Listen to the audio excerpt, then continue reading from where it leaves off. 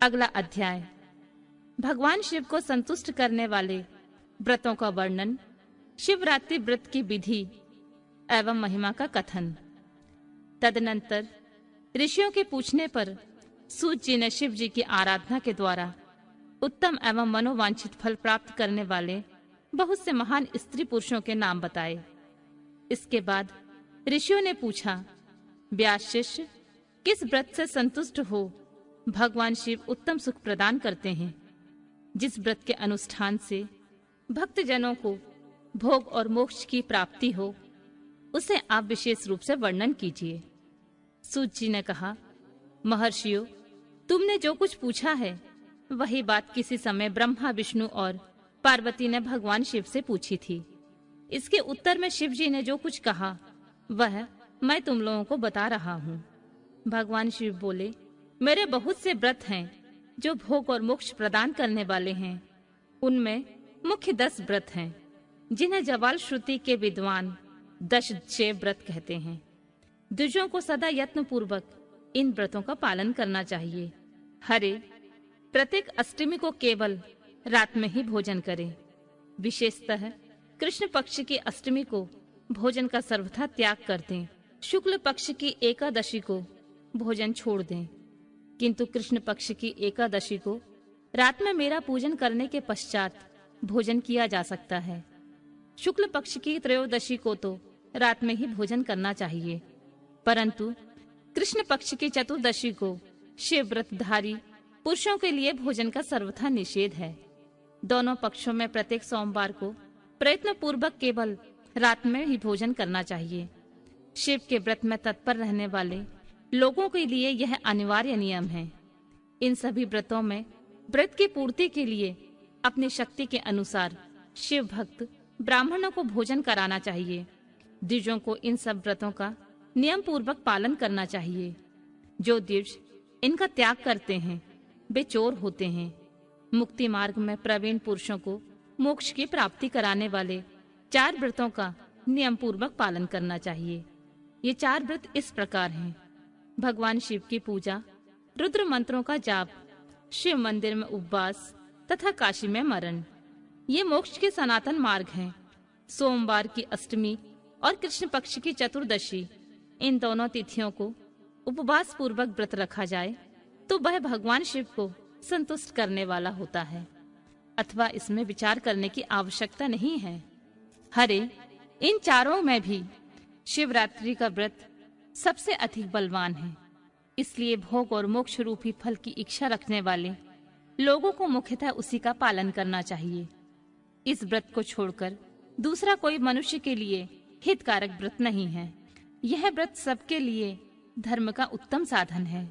निष्काम अथवा सकाम भाव रखने वाले सभी मनुष्यों, वर्णों, आश्रमों, स्त्रियों, बालकों, दासों, दासियों तथा देवताओं आदि सभी देहधारियों के लिए यह श्रेष्ठ व्रत हितकारक बताया गया है। माघ मास के कृष्ण पक्ष में शिवरात्रि तिथि का विशेष महत्व बताया गया है। जिस दिन आधी रात के समय तक वह तिथि विद्यमान हो, उस दिन उस व्रत के लिए ग्रहण करना चाहिए। शिवरात्रि करोड़ों हत्याओं का पाप का नाश करने वाली है। केशव, उस दिन सवेरे से लेकर जो कार्य करना आवश्यक है उसे प्रसन्नता पूर्वक मैं तुम्हें बता रहा हूँ। ध्यान देकर सुनो। बुद्धिमान पुरुष सवेरे उठकर बड़े आनंद के साथ स्नान आदि नित्य कर्म करे, आलस्य को न आने दे। फिर शिवालय में जाकर शिवलिंग का विधिवत पूजन करके मुझ शिव को नमस्कार करने के पश्चात उत्तम रीति से संकल्प करें। देवादिदेव महादेव नीलकंठ, आपको नमस्कार है देव। मैं आपके शिवरात्रि व्रत का अनुष्ठान करना चाहता हूँ। देवेश्वर, आपके प्रभाव से यह व्रत किए बिना किसी विघ्न बाधा को पूर्ण हो, यह काम आदि शत्रु मुझे पीड़ा ना दें। ऐसा संकल्प करके पूजन सामग्री का संग्रह करें और उत्तम स्थान में जो शास्त्र प्रसिद्ध शिवलिंग हो उसके पास रात में जाकर स्वयं उत्तम विधि विधान का संपादन करें। फिर शिव के दक्षिण या पश्चिम भाग में सुंदर स्थान पर उसके निकट ही पूजा के लिए संचित सामग्री को रखें। तदनंतर श्रेष्ठ पुरुष फिर वहां स्नान करे।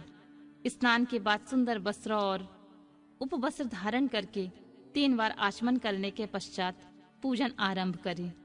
जिस मंत्र के लिए जो द्रव्य नियत हो उस मंत्र को पढ़कर उसी द्रव्य के द्वारा पूजा करनी चाहिए। बिना मंत्र के महादेव की पूजा नहीं करनी चाहिए। गीत, वाद्य, नृत्य आदि के साथ भक्ति भाव से संपन्न हो रात्रि के प्रथम पहर में पूजन करके विद्वान पुरुष मंत्र का जाप करें। यदि मंत्रज्ञ पुरुष उस समय श्रेष्ठ पार्थिव लिंग का निर्माण करें तो नित्य कर्म करने के पश्चात पार्थिव लिंग का ही पूजन करें। पहले पार्थिव बनाकर पीछे उसकी विधिवत स्थापना करें। फिर पूजन के पश्चात नाना प्रकार के स्तोत्रों द्वारा भगवान वृषभध्वज को संतुष्ट करें। बुद्धिमान पुरुष को चाहिए कि उस समय शिवरात्रि व्रत के महात्म का पाठ करें। श्रेष्ठ भक्त अपने व्रत की पूर्ति के लिए उस महात्म को श्रद्धा पूर्वक सुने। रात्रि के चारों पहरों में 4 पार्थिव लिंगों का निर्माण करके आवाहन से लेकर विसर्जन तक क्रमशः उनकी पूजा करें और बड़े उत्सव के साथ प्रसन्नता पूर्वक जागरण करें। प्रातःकाल स्नान करके पुनः वहां पार्थिव शिव की स्थापना और पूजन करें।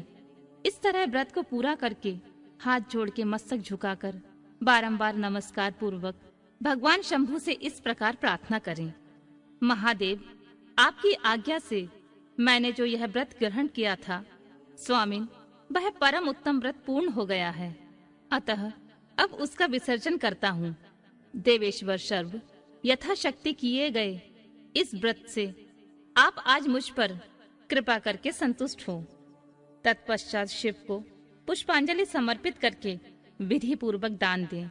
फिर शिव को नमस्कार करके व्रत संबंधी नियम का विसर्जन कर दें।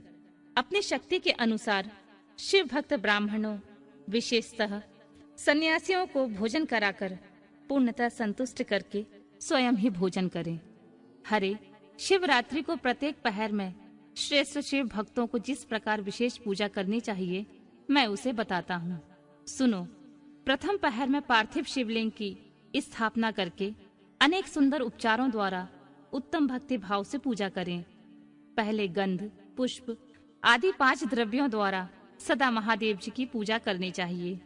उस द्रव्य से संबंध रखने वाले मंत्र का उच्चारण करके पृथक पृथक वह द्रव्य समर्पित करें। इस प्रकार द्रव्य समर्पण के पश्चात भगवान शिव को जलधारा अर्पित करें। विद्वान पुरुष चढ़े हुए द्रव्यों को जलधारा से ही उतारें। जलधारा के साथ साथ 108 मंत्र का जाप करके वहां निर्गुण सगुण रूप शिव का पूजन करें। गुरु से प्राप्त हुए मंत्र द्वारा भगवान शिव की पूजा करें। अन्यथा नाम मंत्र द्वारा सदा शिव का पूजन करना चाहिए। विचित्र चंदन, अखंड चावल और काले तिलों से परमात्मा शिव की पूजा करनी चाहिए। कमल और कनेर के फूल चढ़ाने चाहिए। 8 नाम मंत्रों द्वारा शंकर जी को पुष्प समर्पित करें। वे 8 नाम इस प्रकार हैं: भव, शर्व, रुद्र, पशुपति, उग्र, महान, भीम और ईशान। इनके आरंभ में श्री और अंत में चतुर्थी विभक्ति जोड़कर श्री भवाय नमः इत्यादि नाम मंत्रों द्वारा शिव का पूजन करें। पुष्प समर्पण के पश्चात धूप, दीप और नैवेद्य निवेदन करें। पहले पहर में विद्वान पुरुष नैवेद्य के लिए पकवान बनवा लें। फिर श्री फल युक्त विशेषार्घ्य देकर तांबूल समर्पित करें। तदनंतर नमस्कार और ध्यान करके गुरु के दिए हुए मंत्र का जप करें। गुरु दत्त मंत्र ना हो तो पंचाक्षर नमः शिवाय मंत्र के जप से भगवान शंकर को संतुष्ट करें। धेनु मुद्रा दिखाकर उत्तम जल से तर्पण करें। पश्चात अपनी शक्ति के अनुसार 5 ब्राह्मणों को भोजन कराने का संकल्प करें।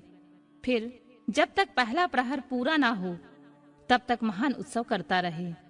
दूसरा प्रहर आरंभ होने पर पुनः पूजन के लिए संकल्प करें, अथवा एक ही समय चारों प्रहरों के लिए संकल्प करके पहले प्रहर की भांति पूजा करता रहे।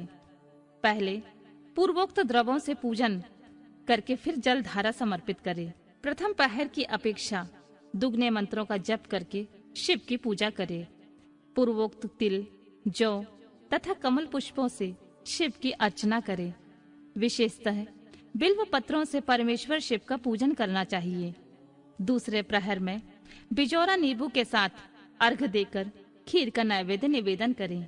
जनार्दन, इसमें पहले की अपेक्षा मंत्रों की दुगनी आवृत्ति करनी चाहिए।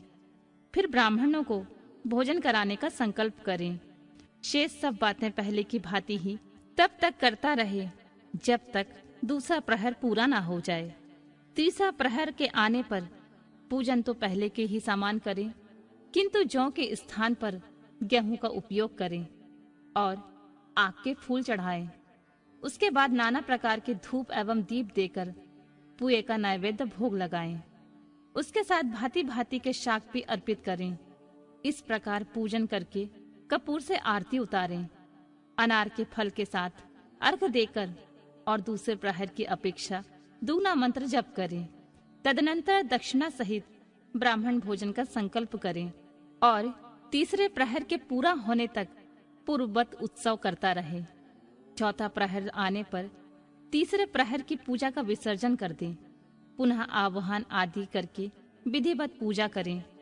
उड़द, कंगनी, मूंग, सप्तधान्य, शंखी पुष्प तथा बिल्व पत्रों से परमेश्वर शंकर का पूजन करें। उस प्रहर में भांति भांति की मिठाइयों का नैवेद्य लगाएं अथवा उड़द के बड़े आदि बनाकर उनके द्वारा सदाशिव को संतुष्ट करें। केले के फल के साथ अथवा अन्य विविध फलों के साथ शिव को अर्घ दें। तीसरे प्रहर की अपेक्षा दूना मंत्र जप करें और यथाशक्ति ब्राह्मण भोजन का संकल्प करें। गीत, वाद्य तथा नृत्य से शिव की आराधना पूर्वक समय बिताएं। भक्तजनों को तब तक महान उत्सव करते रहना चाहिए जब तक अरुणोदय न हो जाए। अरुणोदय होने पर पुनः स्नान करके भांति भांति के पूजनोपचारों द्वारा, उपहारों द्वारा शिव की अर्चना करें। तत्पश्चात अपना अभिषेक कराएं, नाना प्रकार के दान दें और प्रहर की संख्या के अनुसार ब्राह्मणों तथा सन्यासियों को अनेक प्रकार के भोज्य पदार्थों का भोजन कराएं। फिर शंकर जी को नमस्कार करके पुष्पांजलि दें और बुद्धिमान पुरुष उत्तम स्तुति करके निम्नलिखित मंत्रों से प्रार्थना करें। सुखदायक कृपा निधान शिव, मैं आपका हूँ।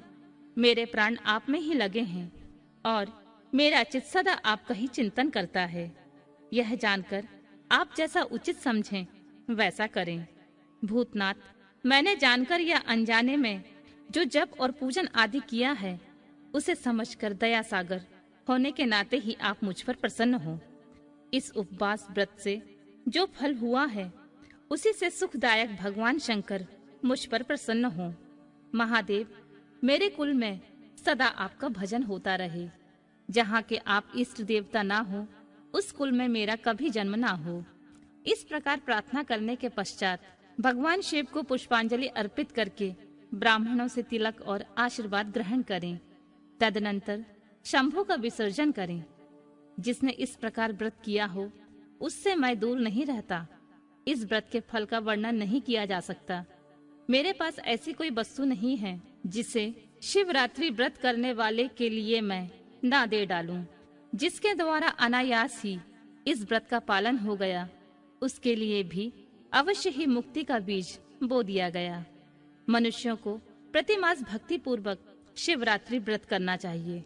तत्पश्चात इसका उद्यापन करके मनुष्य सांगोपांग फल लाभ प्राप्त करता है। इस व्रत का पालन करने से मैं शिव निश्चय ही उपासक के समस्त दुखों का नाश कर देता हूँ और उसे भोग मोक्ष आदि संपूर्ण मनोवांछित फल प्रदान करता हूँ। सूत जी कहते हैं, महर्षियों, भगवान शिव का यह अत्यंत हितकारक और अद्भुत वचन सुनकर श्री विष्णु अपने धाम को लौट आए। उसके बाद इस उत्तम व्रत का अपना हित चाहने वाले लोगों में प्रचार हुआ। किसी समय केशव ने नारद जी से भोग और मोक्ष देने वाले इस दिव्य शिवरात्रि व्रत का वर्णन किया था।